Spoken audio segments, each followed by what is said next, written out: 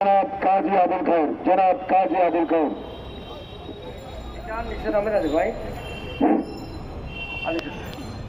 বিসমিল্লাহির রহমানির রহিম। জনাব সভাপতি, সম্মানিত প্রিয় সাংবাদিক ভাইয়েরা, উপস্থিতি, অন্যান্য যারা বাইরে আছেন, আসসালামু আলাইকুম। মিটিংটা খুব ছোট, লোক খুব কম, বক্তব্য খুবই দুর্বল, নেতৃবৃন্দ একদম হ্যাংলা চিকনা। অনুষ্ঠানটা মুসলিম লীগের,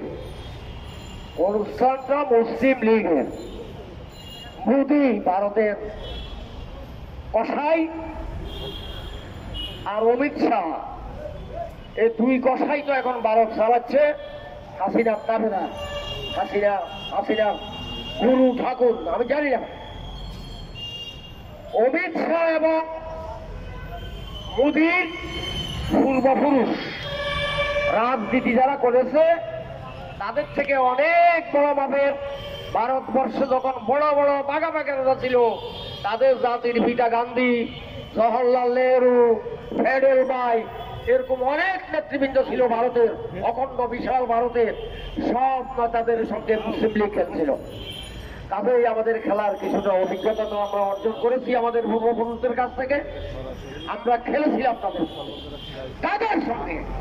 মোদি এবং অমিত শাহের ঠাকুর বাপের বাপ ভারতের জাতির পিতার সাথে মুসলিম লীগ খেলেছিল। ওনায় ছবি দেখছেন না, নওয়াব স্যার সলিমুল্লাহ জাহাজ জায়গার উপরে আপনারা দাঁড়িয়ে আছেন, আল্লাহর ওয়াস্তে দান করে দিয়েছিল এই সাংবাদিক ভাইদেরকে দাঁড়াবার জন্য, আমাদেরকে একটু বসার জন্য, অনেক বাঘা সাংবাদিক নেতা বানাবার জন্য, রাষ্ট্রপতি বানাবার জন্য, প্রধানমন্ত্রী বানাবার জন্য, এমপি বানাবার জন্য।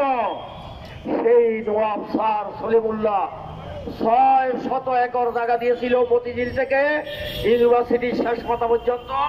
সেটা হলো এই নওয়াব স্যার সলিমুল্লাহ, যার জায়গার উপরে আপনারা সাংবাদিক, আমরা যারা দাঁড়িয়ে আছি, বসে আছি, ভাত খাচ্ছি, চুরি করছি, ঘুষ খাচ্ছি, ডাকাতি করছি, জালিয়াতি করছি।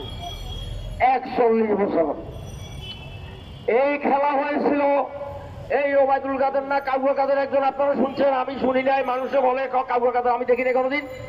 এই কাউয়া কাদের জানে না আমরা এই মুসলিম লীগ এই ভারতবর্ষের মাটিতে 41টি বছর ইংরেজ এবং হিন্দু জমিদার এবং ওই অমিত শাহের বাপের বাপ মহাত্মা গান্ধী থেকে শুরু করে তাদের পূর্বপুরুষদের সাথে আমরা খেলেছিলাম।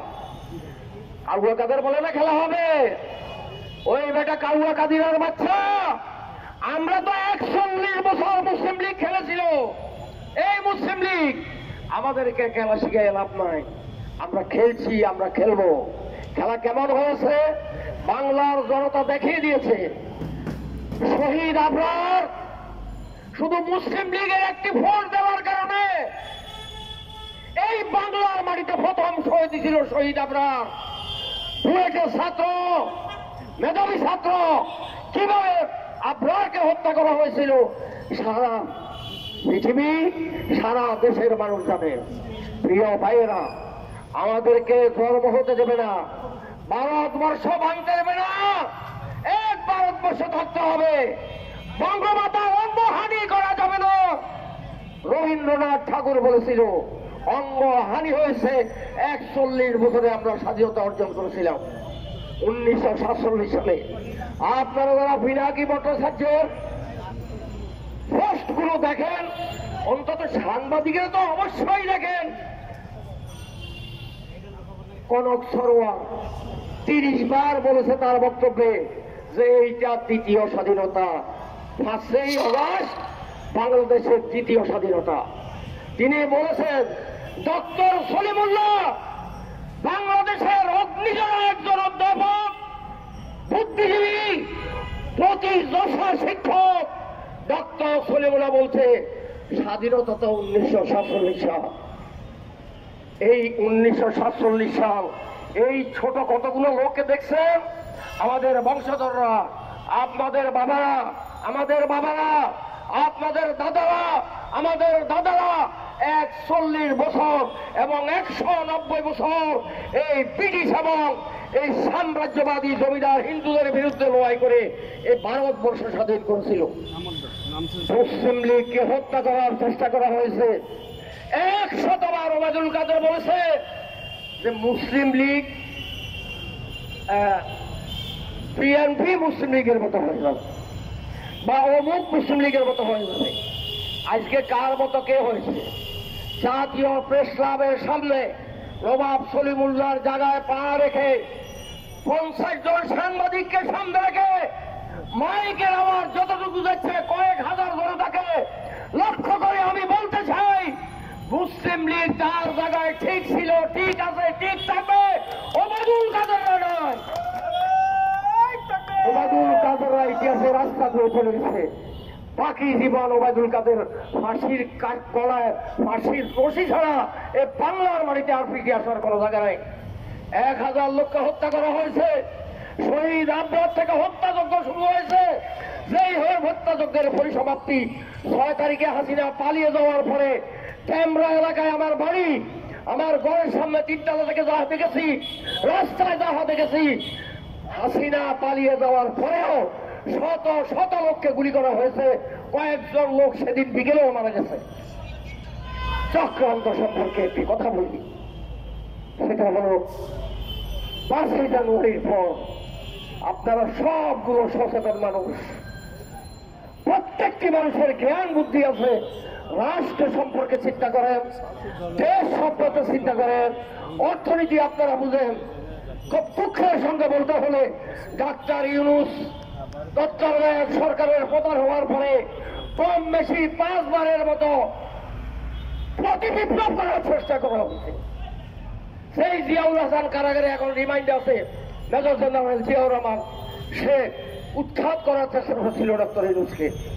জুডিশিয়াল ক্রু আওয়ামী লীগের মুদিপন্থী অমিতপন্থী বিচারপতিদেরকে এই বামের বিচারালয়ে একটি জাজমেন্ট দেওয়ার জন্য শনিবারে একটি প্রচেষ্টা নেওয়া হয়েছিল 6 দিনের মাথায়। ডক্টর ইউনূসের শপথ দেয়নি, সেটি বানচাল করে দেওয়া হচ্ছে।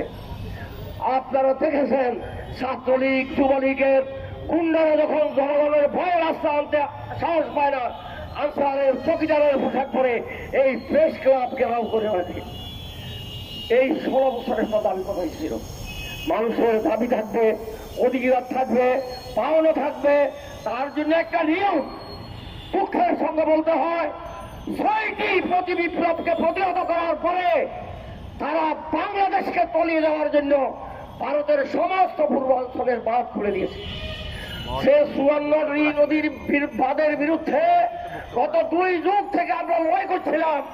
সমস্ত বাঁধ খুলে দিয়ে কুমিল্লা থেকে দক্ষিণ দিকে বাংলাদেশের সীমানা পর্যন্ত পানির নিচে গরু, হাঁস, মুরগি সমস্ত কিছু হারিয়ে পাশিয়ে নিয়ে গেছে, তার মধ্যে ডুবিয়ে দেওয়ার চেষ্টা করছে। আল্লাহ হাজার কোটি শুকরিয়া, এ বাংলার দামাল জনগণ, ছাত্র সমাজ, যত স্তরের মানুষ, আমার বাড়ি ফেরিতে, আমার বাড়ির দোতলা